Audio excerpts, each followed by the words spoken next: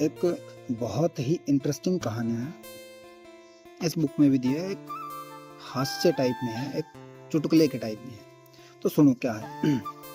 एक बार 4 लोग थे, एक नाव में जा रहे थे और चारों थे अलग अलग रिलीजन के। एक मुसलमान था, एक ईसाई था, एक सिख था और एक हिंदू था। अब चारों जा रहे थे। वो बीच समुद्र में जाते ही क्या हो जाती है, नाव है वो खराब हो जाती है और वो डूबने लग जाती है। यानी उसमें क्रैक आ जाते हैं और उस क्रैक को वो ढकने की कोशिश करते हैं हाथों से, वो ढक नहीं पाते। अब चारों के चारों मतलब एक इष्ट थे, हर देवता यानी धर्मनिष्ठ थे बिल्कुल, यानी कि हर धर्म के अंदर वो पारंगत थे। जैसे मुसलमान है तो वो मुसलमान धर्म में पारंगत था, ईसाई है वो ईसाई में पारंगत था, और जो सिख है तो वो सिख धर्म में पारंगत था, हिंदू है तो वो हिंदू धर्म में पारंगत था। अब उन्होंने अपने भगवान को याद करना स्टार्ट किया। अब सबसे पहले जो मुसलमान है वो अपने भगवान को याद करता है, अपने इष्ट को याद करता है और कहे या अल्लाह, और नदी में क्या कूद जाता है। इस प्रकार से बोल करके अपने इष्ट को याद करके वो नदी के अंदर कूद जाता है और उसके जो अल्लाह है उसे आकर बचा देते हैं और नदी के पार कर देते हैं। फिर दूसरे की बारी आती है, दूसरा ईसाई होता है। अब अगली बार ईसाई की थी और वो भी अपने भगवान जीसस को याद कर करके कि आप मुझे बचाओ, और ये कह करके नदी में कूद जाता है और उसके जीसस है वो उसे बचा लेते हैं और नदी के पार करवा देते हैं। तीसरी बारी थी उसकी सिख की। अब सिख भी अपने भगवान को याद करता है, अपने निरंकार देवता को याद करता है, निरंकार रूप को याद करता है और कहता है वाहे गुरु, और नदी में कूद जाता है। और नदी में कूदने के बाद एक निरंकार शक्ति स्वरूप एक प्रकाश आता है और उसे बचा लेता है। अब अंतिम बारी थी हिंदू की। अब हिंदू सबसे पहले अपने इष्ट को याद करता है, शिव को। अपने शिव को याद करते हुए कहता है भी हे शिव, हे परमात्मा मुझे बचा लो। कोई नहीं आता। फिर इतनी ही देर में फिर वो कहता है कि हे कृष्ण, हे विष्णु मुझे बचा लो। अब वो देखता है अब भी कोई नहीं आया। फिर वो कहता है हे राम मुझे बचा लो। फिर देखता है अब भी कोई नहीं आया। फिर वो देवी को याद करता है, भी सबसे बढ़िया देवी है? फिर वो देवी को याद करता है और देवी को भी कहता है हे माता मुझे बचा लो आज कैसे भी हो।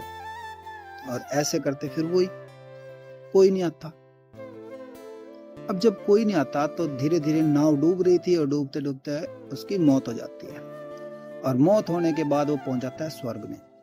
और स्वर्ग में पहुंचने के बाद अब उसको कहा जाता है कि तुम्हें स्वर्ग मिला है वो, कि तुमने अपने मृत्यु के अंतिम क्षणों में भी भगवान को याद किया, तो तुम्हें क्या इस स्वर्ग के अंदर एक परमानेंट सीट देते रहे हैं। बोले मजे कर यहाँ पे। वो कहता है मजे वजे करने मुझे नहीं, मैं इतने टाइम से भगवान को याद कर रहा था, आए क्यों नहीं? क्या भगवान वगैरह है ही नहीं क्या?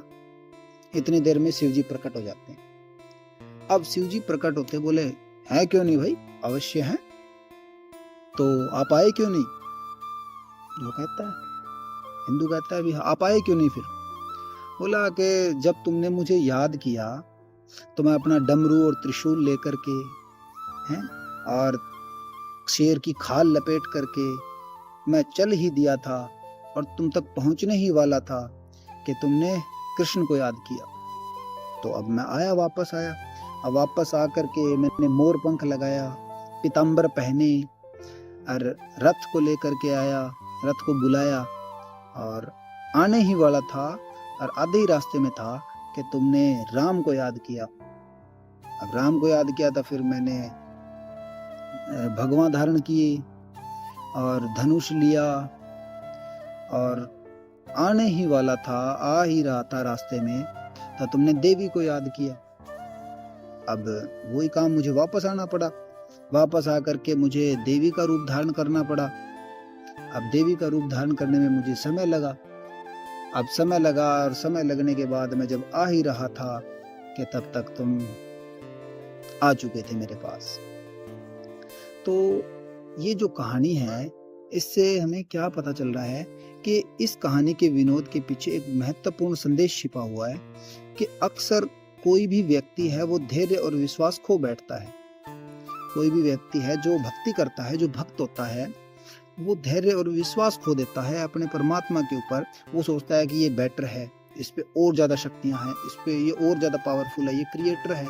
हर देवता, हर देवी सब सेम है, सेम की सेम है, सब इक्वल है। और क्या कहता है कि वह सोचते हैं कि इसकी भक्ति कर रहा हूं और इससे कुछ नहीं मिला, अब मुझे कुछ नया ट्राई करके देखना चाहिए। मैंने फलानी जगह से सुना था कि इनकी भक्ति करने पर अधिक प्रभाव है और उनकी सभी समस्याओं का समाधान हो गया। मैंने सुना है कि दूसरे भक्त जो कि इनकी भक्ति सिखाते हैं, यह उनके पास जाना चाहिए, इत्यादि इत्यादि। यानी कि लोग हैं वो कभी इसकी भक्ति कर लेते हैं, कभी इसकी कर लेते हैं, एक पे टिक के नहीं रहते। तो एक पे टिक के ही रहना पड़ेगा। बाकी जितने भी धर्म है उनमें सिर्फ एक ही चीज है, कहते हैं वो एक पे टिके रहते हैं। वो कहते हैं अल्लाह है तो अल्लाह है, ठीक है। वो सिख है तो वो कहते हैं हाँ जी वाहे गुरु है, गुरु है, एक निराकार है। क्रिश्चियन है वो भी कहते हैं ये। तो इसमें भी कहा जाता है, हिंदुओं में भी कहा जाता है परमात्मा एक ही है।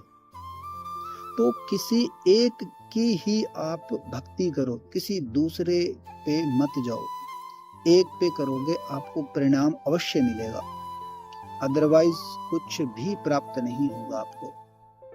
अगर आप ऐसे ही रहे कि 10 दिन आपने शिव जी को मान लिया या रिजल्ट नहीं आ रहा, फिर 10 दिन आपने देवी को मान लिया, रिजल्ट नहीं आ रहा, आप 10 दिन गणेश जी को मान रहे हो, 10 दिन हनुमान जी को मान रहे हो, 10 दिन किसी को मान रहे हो, तो इस प्रकार से कोई भी परिणाम नहीं आएगा। ये सब का सब आपका समय भी व्यर्थ होगा, आपका चिंतन भी व्यर्थ होगा, सब कुछ व्यर्थ हो जाएगा। तो एक पर स्टे रहो, फोकस्ड रहो। कोई कुछ भी कहता रहे, मुझे पता है मेरे परमात्मा के एक न एक दिन मुझे आकर के परिणाम देगा ही देगा, उन्हें मुझे दर्शन देने ही होंगे।